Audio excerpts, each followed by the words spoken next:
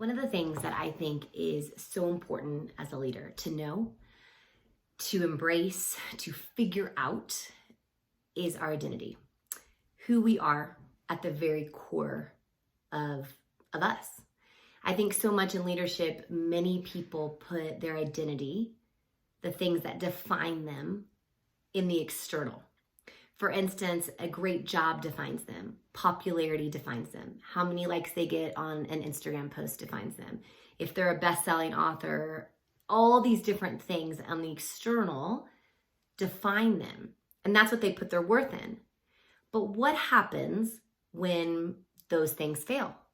Because there will be a time when those things fail. We're all going to fail at something. And so what happens is, for our identity and our worth and our enoughness is in those external things, is in that job promotion, is in that popularity, is in that promotion. When those go away, because one day they will, we're destroyed. We are completely wrecked, because that's what our identity was in. And the same thing goes when you're really successful. I've seen it a million times, that when our identity is in our success, in our popularity, in our all the great things, and we're so awesome and so great, we aren't humble anymore. We start to get prideful. We start to change. We start to get a little arrogant. We start to think that maybe, we are as great as people are saying.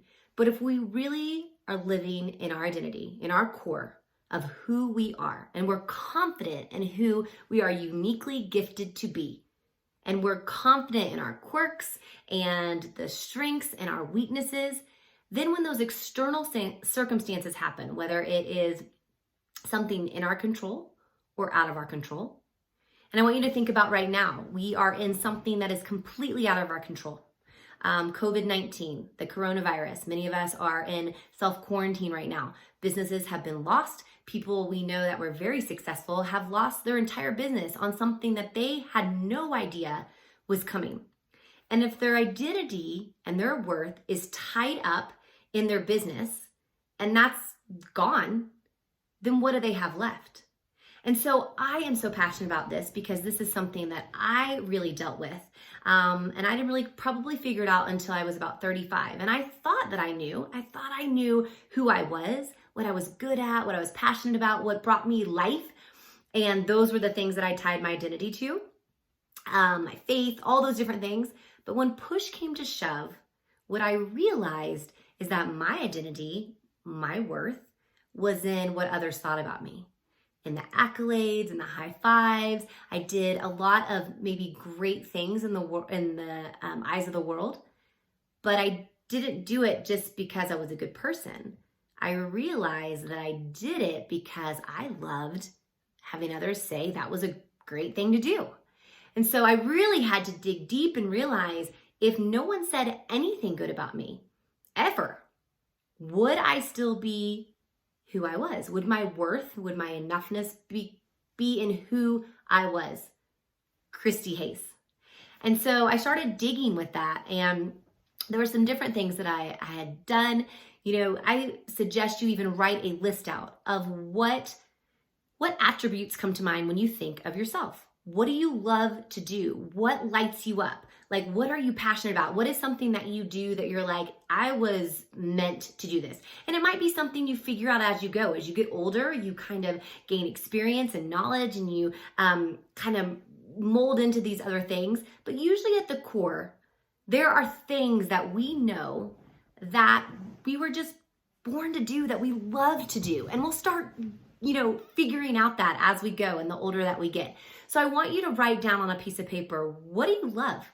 What lights you up? I want you to ask 5 other people, your 5 friends. I want you to say, give me 5 words that describe me to you.